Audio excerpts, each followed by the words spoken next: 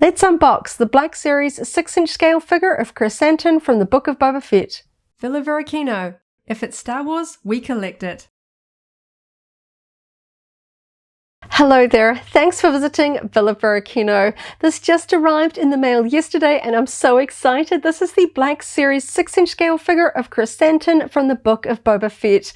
I absolutely loved this Disney Plus and live action series, but I felt there weren't enough figures made for this show in both the 3.75-inch and 6-inch figure line, so I'm always trying to grab all of the ones that were made.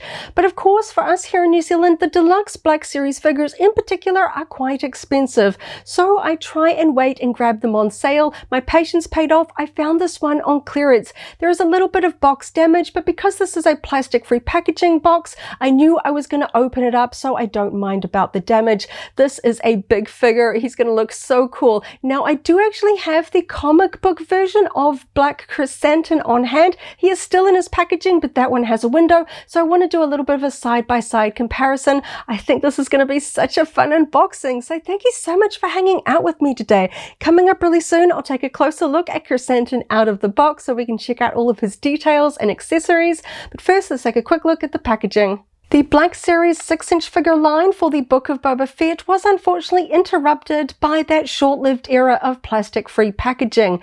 Fennec Shand here was number 1. By the time we got to number 4, Krrsantan, it had changed already to have a picture of the figure instead of the clear plastic window. Fennec Shand here is a standard figure with the thinner style box, while Krrsantan is a deluxe. The box style is pretty much the same, except it is much wider. And for the plastic-free packaging one, we also have a cardboard hanger at the top instead of the plastic one for the ones with the window. On the front of the box, we have the Star Wars The Black Series logo at the top. We have a matte black background here and a gloss printed image of the Krrsantan Black Series figure there. It has posed with the rifle in both hands. You can see a lot of the detail, but we do have the accent stripe here, just cutting off the lower legs here. For the Book of Boba Fett, we have a dark green accent color stripe you can see there with black text, Star Wars The Book of Boba Fett, and that accent color is also used for the character name printed down here on the bottom left, Krrsantan. We also have the plastic-free packaging note, the Hasbro logo, and a note saying this is intended for ages 4 and up. On the side, we still have that really cool side angle mosaic art, though of course Krrsantan is so tall, he juts out at the top. Just the top of his head is actually cut off by the top of the box, going all the way down, and we've got that same dark green accent color coming here in at the bottom with the name Krrsantan printed in black there at the bottom. Moving on to the back, that accent color stripe continues here as well. You can see this is number 4 from the Black Series line of figures from the Book of Boba Fett. And we also have a lovely gloss image of the Krrsantan Black Series figure, this time in full view all the way down to the feet. And we can see that same pose with the blaster rifle accessory. There is also a blurb here about the character of Krrsantan, a former gladiator turned deadly bounty hunter. Krrsantan is a towering black-furred Wookiee who made a name for himself in the criminal underworld with his intimidating presence and raw strength. And that blurb is repeated in a few different languages there on the back. The rest of the back is copyright warning. We've got the barcode on the underside. Now on the left edge, which usually has a little bit of the wraparound window from the front, instead we have an image of the figure packaged inside with a size chart to help us see the scale, 6.9 inches in height or 17.6 centimeters, and we can see the figure posed in a nice neutral position with the included accessory pictured down the side, and we also have the plastic-free packaging note down here on the side. My box has a few wear and tear marks here, and we don't have that window at the top, of course, because we don't need to let in light because there is no window here on the front.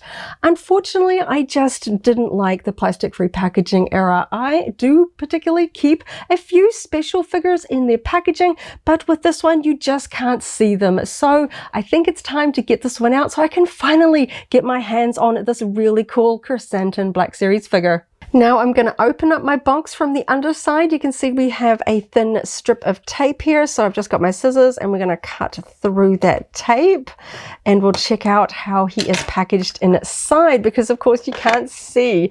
So we've got the little piece of copyright paperwork there. We've got a cardboard tray. Here we go. Here's a heavy one. And you can see he's all wrapped up in Black Series branded tissue paper. He's sort of wrapped up there like a mummy. We've also got a paper envelope here containing that blaster rifle accessory. So I think we're going to have to go and cut through the tape to let this figure out, because I really want to see him. He's been trapped in here for a little bit too long. He feels really heavy and sturdy, as of course all of the Wookiee figures do. Okay, let's get him out. Okay, we've got a little bit of paper caught there. It's a little bit like Christmas wrapping these ones out.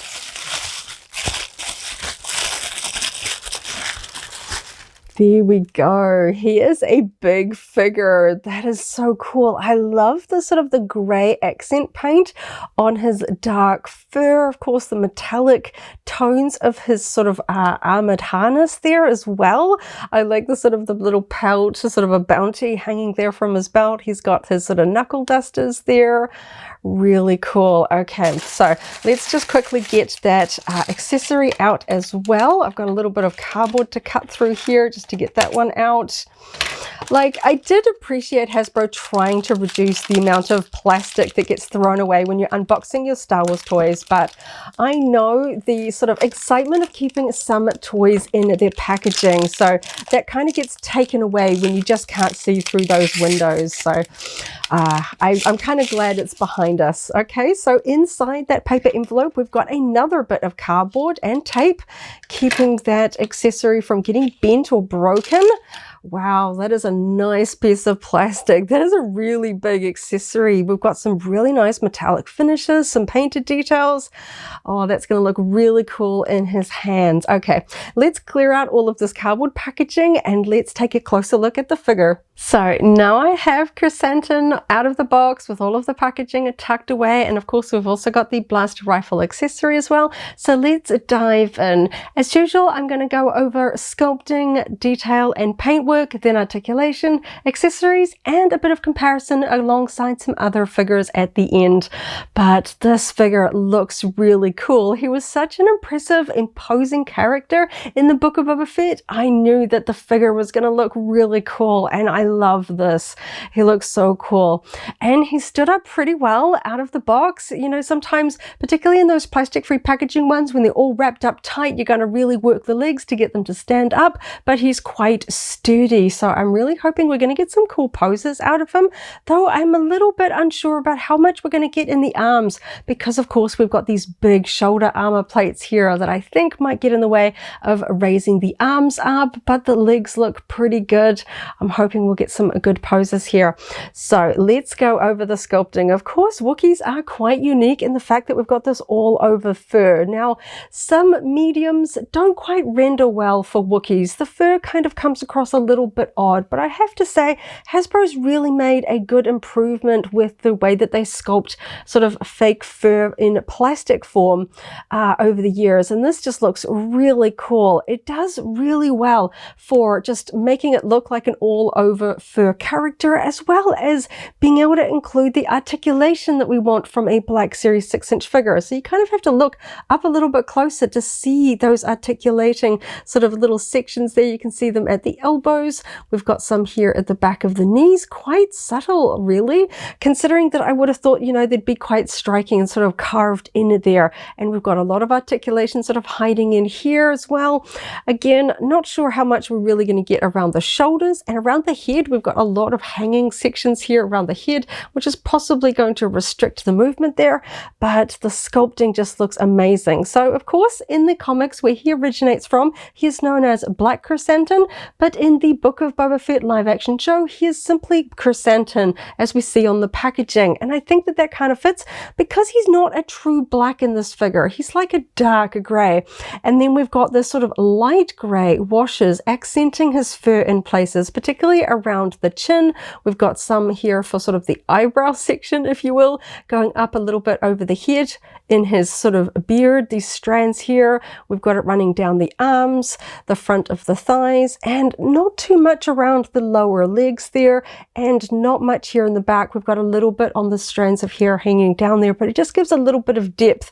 But just the depth of the actual sculpting fur is kind of catching the light and kind of giving us highlights and lowlights anyway, which I think is really fun. Now, for the most part, it looks like he is sculpted in that sort of hard plastic, but this section here just looks a little bit different. And I noticed that when I was getting out of the box, because this section here attached to the belt is actually made out of that more flexible rubbery plastic. You can kind of see it here in the back, so that we're going to be able to move him around at the hips a little bit. So we've got a little bit of a flex here. So the depth of the sculpting here is just a little bit more shallow compared to the actual sort of hard plastic sculpted sections where you can sort of get some really deep fur sculpting there. But you do have to sort of really look close to sort of notice that. But I'm glad that they have done that, because of course they're trying to hide the hip articulation, but we still want a little flexibility so that we're not completely restricted in moving those upper leg sections there. But the sculpting on this is just incredible. So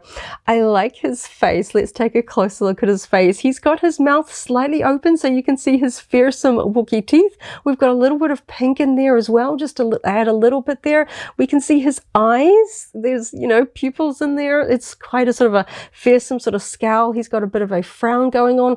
Of course, he does have a scar in the comic books. He has sort of a bit of a fight with Obi-Wan Kenobi on Tatooine, and he's left with a scar over his left eye, which is there in the Book of Boba Fett, but it's not quite as striking. You can kind of see it sculpted here. There is a little bit of sort of that scar sort of patterning, sort of cutting through the fur, but it's not accented with red because it's quite subtle in the live action series. It doesn't sort of look like a fresh wound that's quite bright red. So I think that this works. The sculpting is there, but I don't think it needs like a red or pink paint to accent it, but I like that I can still see that in sculpted form. I like the way that the hair is sort of flowing back, but he's still got those sort of almost those eyebrows, if you can call them that. I like that the fact that they're sort of accented with that light gray there, and I like that expression. And of course we've got these really neat sort of, they're not quite ponytails down the front and they're not quite braids, but we've got these sort of long hair sections with these gold bands, which is really quite nice.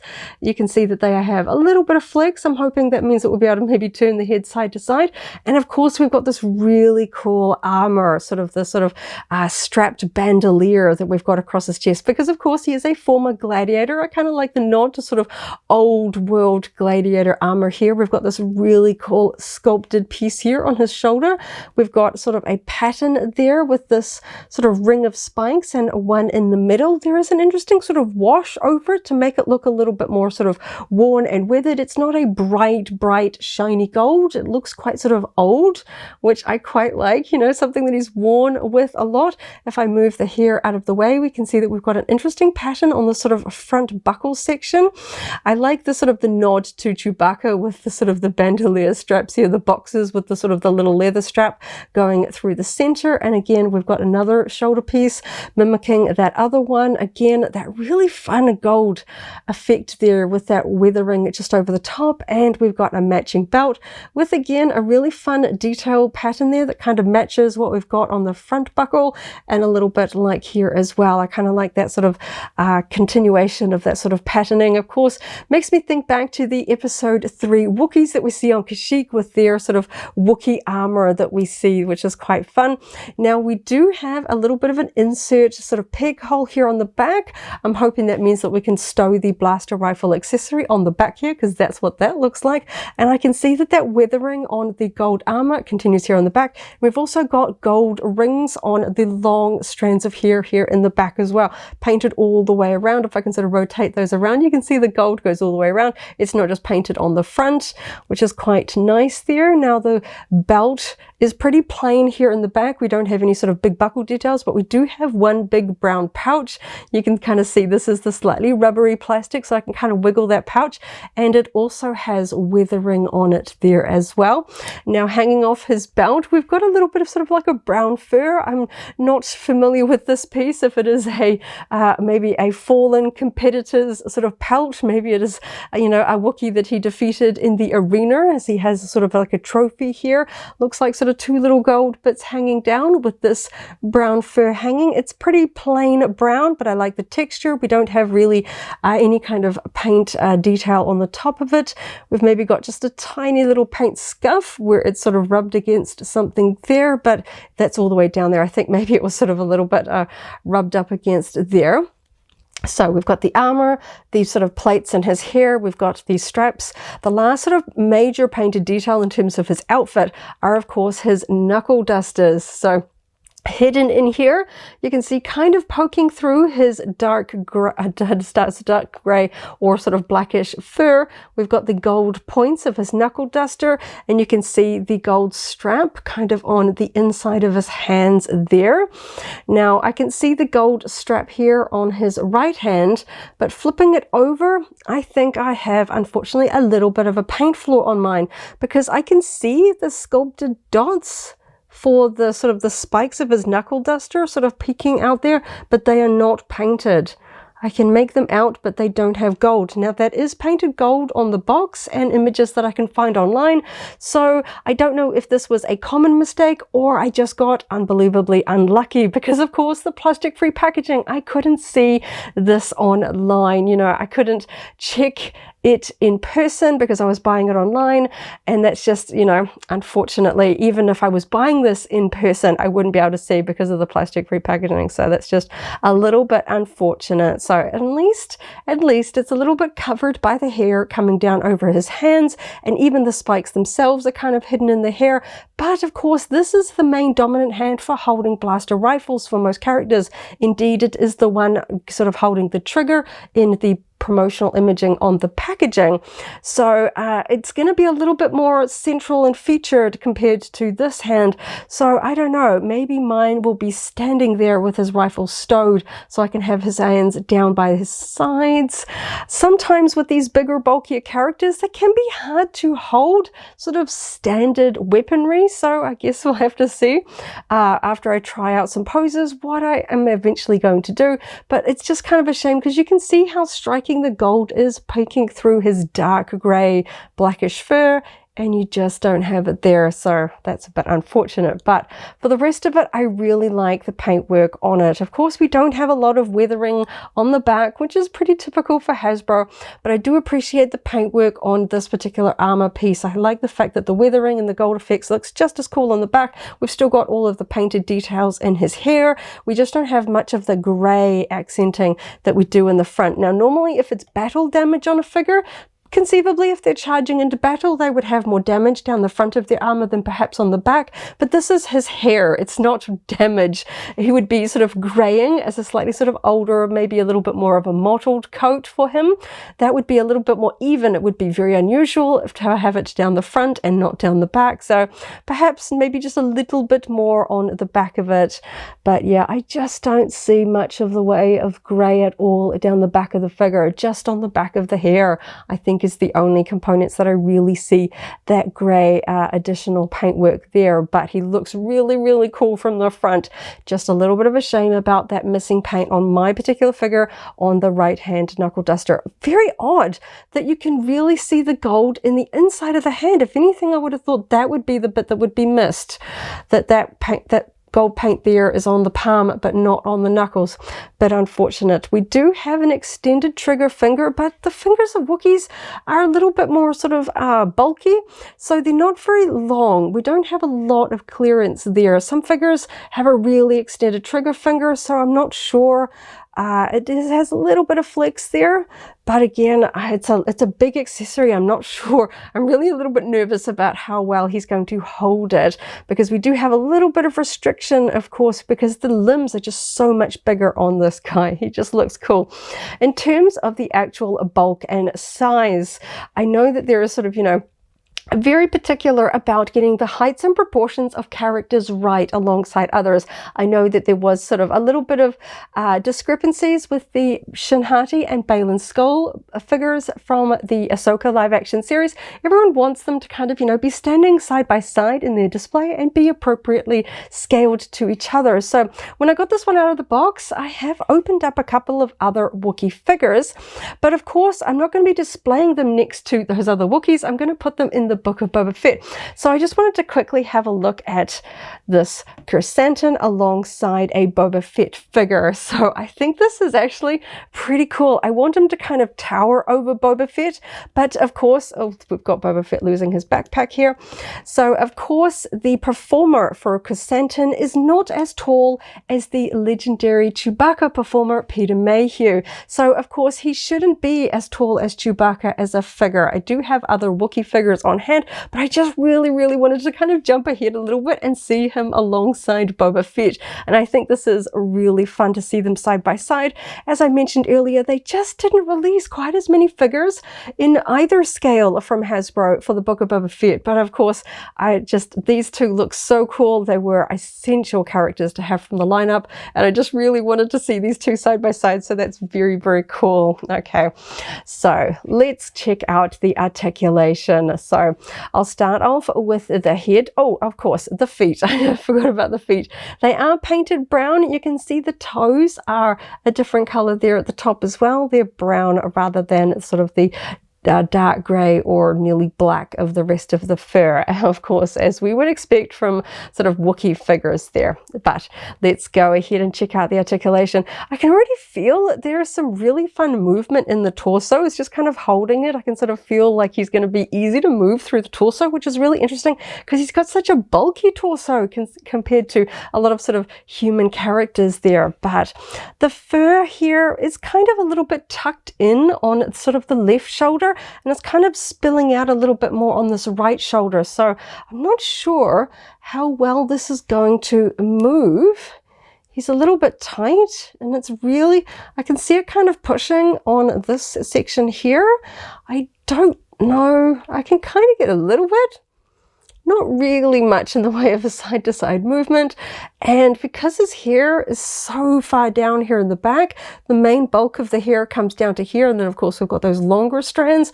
We don't really get a lot of, sort of backwards and forwards, just a little bit of adjustment, but it's not really going to look that different on display. Let's check out the arms. So these have a little bit of movement. They appear to be a separate piece connected over the top, but they're not designed to be removed. So unless you're sort of, going to be jumping in and customizing this figure and potentially cutting this off, this is going to be a limiting factor. I am not going to be removing mine because it is not intended to be for the Krrsantan figure. But you can see we're kind of hitting here against the head pretty quickly. That's about as high because I don't want to stress this particular angle here. I feel like I'm putting a bit of tension there, trying to lift that arm up. You can see the articulation just under there. It's a dark color. It's a little bit hard to show. Yeah, it's kind of creaking a lot, eh? I can get him to about there before it's starting to feel like I'm stressing this particular plastic, because this one does have a little bit of movement. It's not a brittle, hard plastic like the figure. It's that slightly more flexible plastic like we get around the belt, but still, I don't want to split it. I don't want to strain it or damage it or just potentially break it completely. So he's going to go about there, which is a shame. I always think of sort of wanting to get Wookiees with their arms up, doing some sort of cool sort of poses. If I go out to the front, again, this one's going up a little bit higher than this one, but that's about as high as I'm going there. They are very restrictive, but I guess if the performer on set has these huge big shoulder pads, then they're going to be restricted in the performance on set as well. But we do kind of get that fun, action scene where Krrsantan and Boba Fett are fighting with Boba Fett's Bacta tank in the background. So you might want to sort of get in some really interesting poses, but we just are very limited with those shoulder pieces. A little bit of a shame, but yeah, I do prefer when Hasbro gives us accuracy a little bit as a priority over articulation. I don't mind if there is some limitation on articulation if we get those very accurate, nice pieces, and I really like these shoulder pieces. We do have a little bit of wiggle room. You might be able to adjust them a little bit further. I tend to be, I err on the sort of side of caution when it comes to really stressing my figures to try and really test out the full range of motion. I don't want to break them, but yeah, they do just sit there and completely hit there. But let's test out the elbows. So we've got I like the way that they sculpt the fur to kind of come down around the elbows. It does a pretty good job of letting us sort of bend at the elbows, but you can just sort of see here, the articulation is so well hidden. I can only just see it here in the back of the elbow. Even when looking from the back, it's almost completely hidden by the way they've sculpted the sort of the fur on that forearm, sort of on the bicep coming down to the forearm here, which looks really nice. But of course, we've got a little bit of that coming in on the inside of the arm, which is going to limit how tight. We're not going to really tighten up this angle here. So he's going to get to about there. I can't lift his arm up any further, but he can swing. We do get a little bit of resistance sort of hitting some of these little sculpted fur parts here. It's just grinding against that when I turn that to the side, but the actual joint itself actually moves quite nicely. Now we do have the hand is separate to the forearm, but I'm not sure. Oh, we do actually have a bit of a wrist rocker here as well. This one's on the inside, so it's going to do this motion, but with such a long hanging fur sculpt, I'm not sure that that's really going to do much. I can do that, which is not really a lot, but I can rotate the hand. But I know it's important for sort of those articulation movements. Sometimes all it takes is the tiniest tweak to get a good, decent sort of accessory pose. So even though it's not a big range of motion, it's good that that's there. You can see that sort of trigger finger there in the grip. Nice rotation there on that hand. Now I'm expecting pretty similar things on the other side. Although, of course, the fur isn't sculpted to be exactly the same. So sometimes we get slightly different angles of the sort of fur hitting in different places. So we can get this arm up to about that.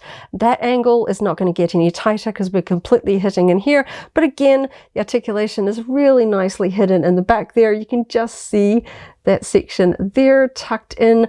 Again, the dark color also helps sort of hide things. So this hand rotates nicely. There was a little bit of a stick, but once I sort of, got that one free, that one rotates. And this one is, this one's going to be a side to side rocker on this hand. But yeah, it's very, very minimal. It's more of a tweaking sort of motion. So I can just sort of tweak the position. It's not doing a strong side to side movement just because we've got that long fur sculpted around his wrist. It's kind of like some of those characters that have long flowing robes that come down over the back of their hand. That really limits how much their hands can move against the plastic. But you can see those knuckle dusters poking through the fur there very nicely. Now this hand does also have an extended trigger finger. You can just see the gap there between that. Quite a tight pinch between the thumb and sort of forefinger there, but that's quite fun. Just a little bit of flex in the fingers, just enough to kind of open that hand up again to get a little bit of a grip. But I do like how well I can actually move his arms more than I thought I would, just considering just the sculpting of the fur sometimes can limit, and he's just so bulky. But yes, it's just sort of the upward motion on his arms that are limited. You can get him into sort of a cool sort of Wookiee roar pose though. That's so cool. So when I was sort of moving around his arms, I could feel his torso really wanting to move. Now some figures have quite a click. There's kind of these stop points where you can sort of click, click, click as you turn them side to side. This guy swivels really nicely, and I can get him almost all the way around to the back. I'm just kind of getting a few sections kind of just getting in the way, but that is a really nice rotation. A little bit tighter turning this way, but still that's really nice and smooth. A little bit of the front and back wiggle, just enough to kind of give us a little bit of adjustment for balance. I think it's not really going to look too different in terms of posing, but with these bigger bulky characters, especially with large accessories, sometimes you need to nudge them just a little bit towards the back just to help find that more steady center of balance there. So I think, yeah, that's actually pretty reasonable. I can bend them back quite a reasonable way. That's actually really nice. And I'm not even seeing, sometimes when you bend characters back, you hit that kind of really smooth sculpting where the sort of the texture of their outfit or their body kind of stops because, it's generally hidden. When I'm tipping him back, I can see fur, and I'm not hitting sort of like a weird exposed section. That fur goes all the way up. So even when I'm exposing it, it's nice to see that fur there. And again on the back as well, I'm not exposing like a weird flat section that looks little bit like an eyesore. That fur goes all the way up, which is really nice to see. So of course, let's check out the legs. We've got this rubbery section here that's going to sort of hopefully let us get some good freedom of movement with those upper hip sections. Moving Krrsantan into the hips, now he's got a wide range of motion. You can see that he's got that modern style of articulation there between the legs, which means that he is super flexible. I can get his hips all the way open wide, so he can do pretty much the splits, which is pretty impressive for a bulky character of this size. And you can see that that fur sculpting doesn't actually impact that maneuverability at all. There's like a tiny sort of split in the fur sculpting here, so that just kind of flexes open when I'm moving his hips there. And on this side, it's actually cleverly hidden by this kind of this pelt, this trophy hair. There is actually a gap here, so we can open that all the way up, and it's not really sort of impacting much at all. So that is really impressive. Going to the front, now that fur is hitting a little bit there, but it is flexible, so we can still get pretty high. Not all the way up, but that is pretty impressive, really, for such a bulky figure that's got the hair there.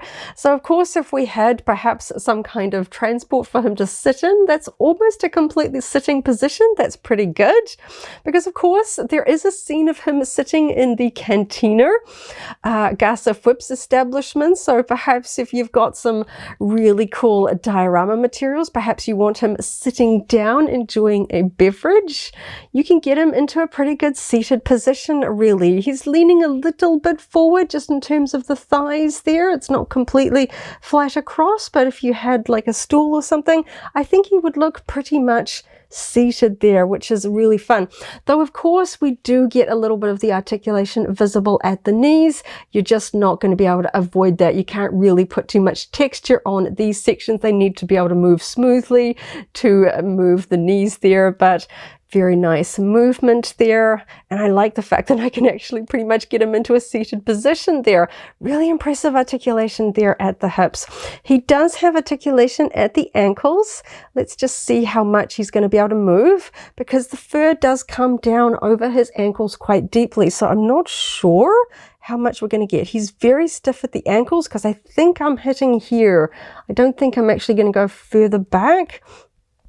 We're getting about that range of motion on that foot. We do have a little bit of a swivel here as well. And same on the other foot. Little bit of front and back, but we can swivel just for a bit of adjustment there.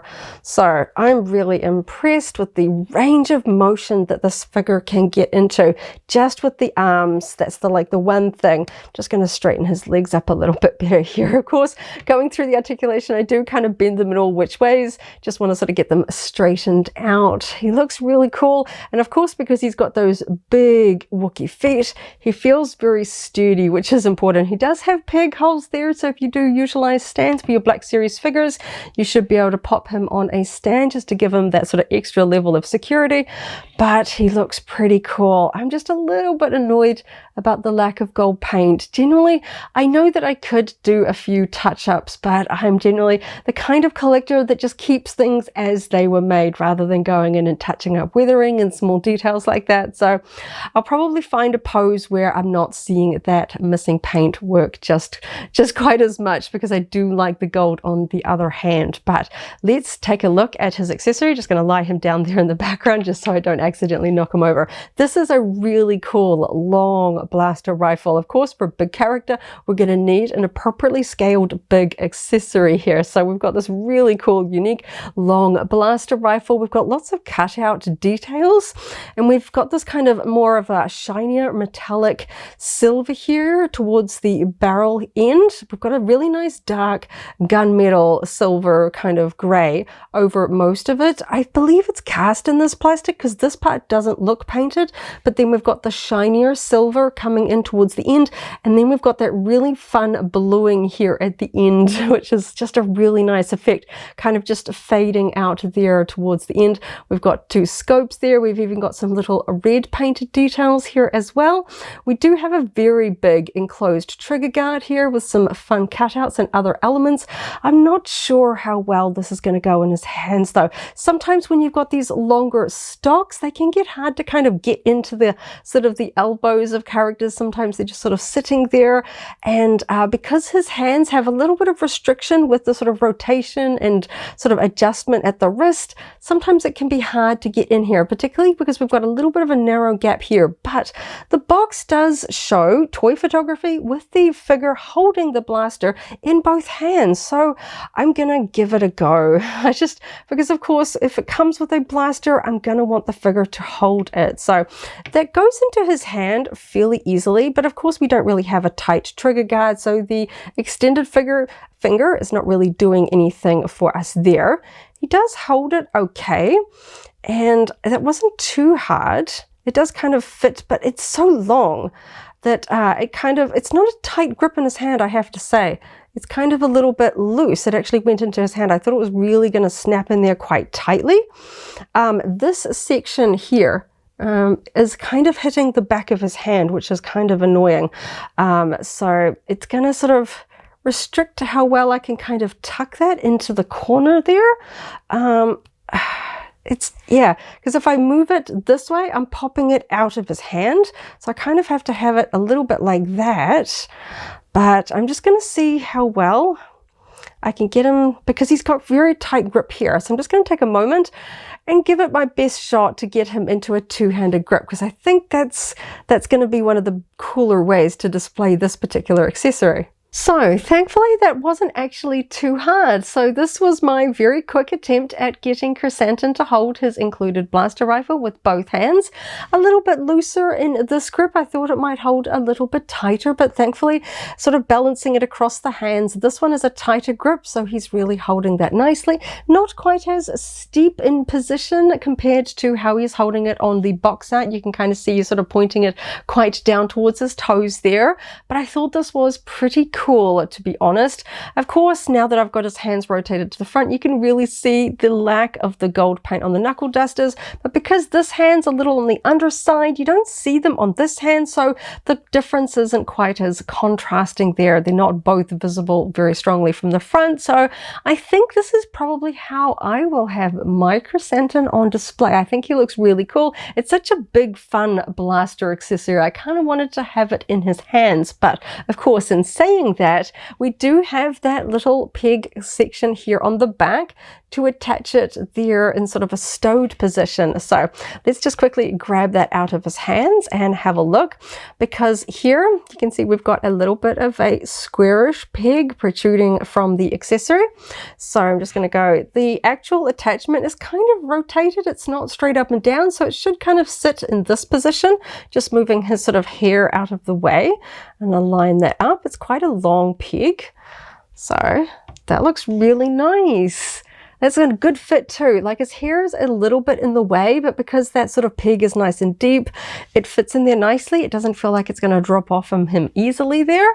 And I think that that's a really fun position. You can just kind of see it poking out over his shoulder when viewed from the front. Of course, his hands look a little bit odd now. I need to sort of reposition him if he was going to be posed in this position. But that is a really nice option. Of course, he doesn't have many other accessories. Like when we think to the sort of deluxe TVC version that comes with lots of different accessories and lots of different weapons, he looks a little almost under-geared, just having one blaster rifle, but he does look really cool when you get that into both his hands. So in terms of doing a little bit of comparison, I just want to grab the ruler because it pointed out that he was 6.9 inches high on the box. You can see against my ruler here, we've got 7 inches here. Mine is just a little bit pretty much on the nose there at about 7, pretty close there. And a little over 17, not quite 18 centimeters there on the other side. So he is a big figure. Now, of course, I did have Boba Fett on hand there for a bit of comparison, but let's compare him alongside some other Wookiee figures, because I really want to see him alongside some of the iconic Black Series Wookiees like Chewbacca from A New Hope and Zalbar from Knights of the Old Republic. So this is pretty cool to see. I've got 3 Black Series 6-inch scale Wookiee figures here. We've got Chewbacca in his A New Hope appearance, and we have Zalbar from the video game Knights of the Old Republic. So of course Zalbar was a little bit more closely styled after Chewbacca. They are the sort of taller, thinner figures because of course Peter Mayhew, who performed Chewbacca, wasn't a bulky guy compared to the performer for Krrsantan, who was a bodybuilder. So he's got that sort of gladiator build, and he is a little bit shorter than Peter Mayhew, so that is a good fit. And I kind of like the fact that they're all just quite different, and you can see that we don't really have reused pieces either. There is a lot of different sculpting. The hair for these 2 Wookiees comes down quite a lot lower in the front. They've got that long hair kind of coming down on the chest because there was a lot of similarities in terms of the sculpted pieces for these 2. The hair comes all the way down over the back of the hands, very different to Krrsantan as well. And of course that armor and those long hair pieces down the front with the gold bands.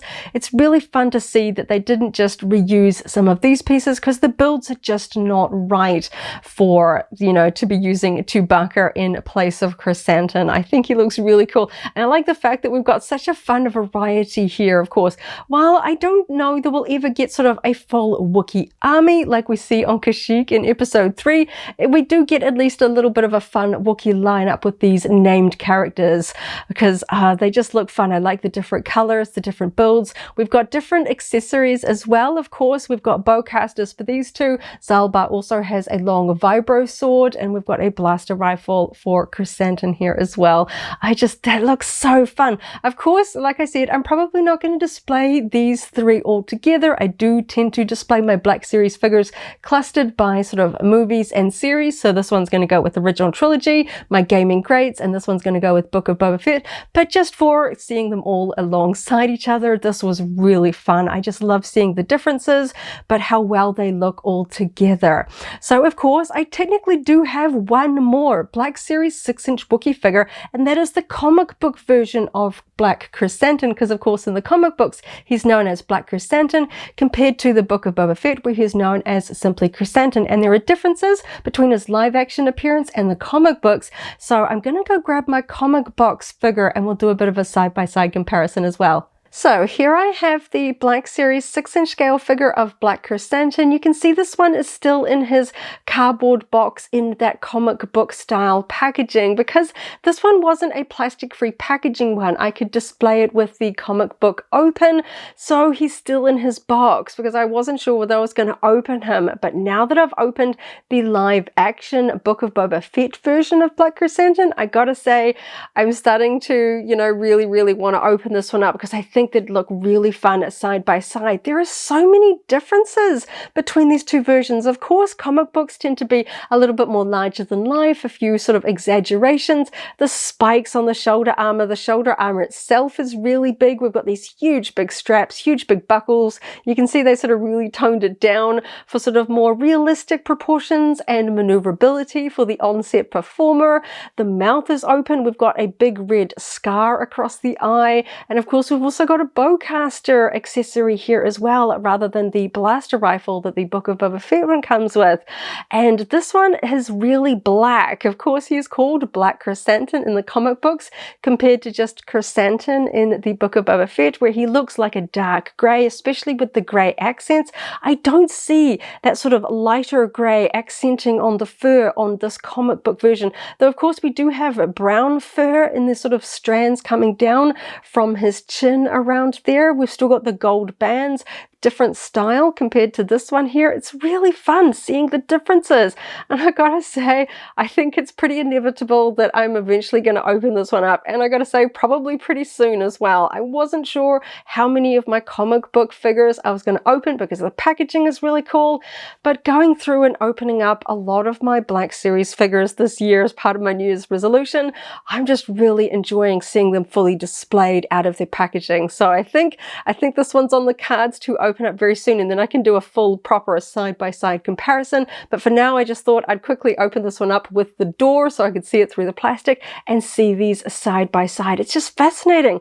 Interesting to see that this one doesn't really have much in the way of weathering or antiquing on the sort of more vibrant sort of mustard colored armor strapping compared to the much more sort of realism sort of gold with the weathered brown wash over it for the armor here. Just so different. Really interesting. This one definitely has very strong comic book vibes as well, I gotta say, with sort of the dramatic expression, the oversized armor, and just the long hair on the hands as well, and coming down in the front, very reminiscent of the style of the Chewbacca figure, where the hair is sort of sculpted longer compared to this version from the Book of Boba Fett.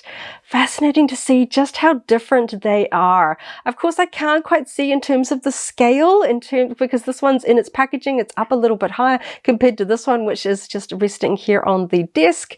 But they look really cool. So very different. You know, sometimes I'm always a little bit worried that I'm doubling up, especially when they're so close together in terms of it being, you know, it's the same character, but very different sort of styles, comic book and live action. But now that I can see them side by side, they are very different. So I'm not worried at all about having both of these in my collection. I think they are both worth having. And of course, seeing those three Wookiee Black Series figures alongside each other, yeah, I gotta open this one up. I think that's going to be a lot of fun to see these two side by side, and all of my Wookiee figures are lined up, so that's really fun to see. Of course, I always have fun opening up every single one of my Black Series Star Wars 6-inch figures, but especially for the ones that came in the plastic-free packaging, aka they're essentially the blind boxes we couldn't see the figure inside. So, you know, finally getting these ones out, seeing them with your own eyes, getting, you know, an actual in-hand feel for the posing, the articulation, the detail.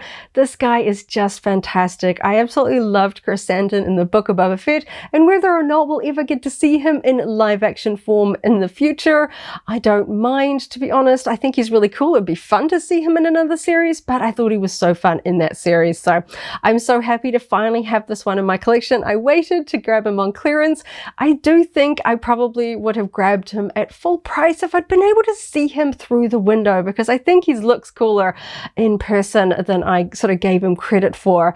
Now, in terms of posing, of course, we do have those big armor plates that do restrict the articulation, but they're so essential to the character, so I'm willing to give that a free pass on that one. The hands, of course, have a little bit of limitation in trying to hold this large blaster rifle. I am not the most skilled in terms of getting, you know, the most incredible poses, but I'm happy with this one. He holds it well balanced. You know, I'm not quite recreating the pose on the box, but I think this one looks cool, and I'm kind of hiding the fact that for my figure, unfortunately, I do have a missing paint app there just on the right hand, those knuckle dusters, which is unfortunate. But overall, this is a fantastic figure. I love the scowl on his face. I love the sort of the exposed teeth there. He looks really cool. This one was so much fun. Of course, when he arrived in the mail yesterday, I just had to open up straight away, and he looks so cool. Gonna, you know, not that I have too many Black Series figures in the Book of Boba Fett. I'm really hoping we'll get more in the future. You know, characters like Garsa Fwib is desperately needed in action figure form. She was iconic in that series as well. But, you know, at least now I've got a few major characters to go alongside Boba Fett himself. And this guy just looks incredible. I love that gold tone on his armor. He just looks so cool. This was so fun. Thank you so much for hanging out with me today as I opened up another Star Wars Black Series figure and had so much fun checking out all of the details. I hope you have a wonderful morning, afternoon, or evening, wherever you are in the galaxy, and let's hang out again very soon for more Star Wars fun. May the Force be with you. If you're a Black Series fan, I've also unboxed the archive Chewbacca figure. That video is linked here in case you haven't already seen it, as well as a whole Black Series unboxing playlist. This is the way.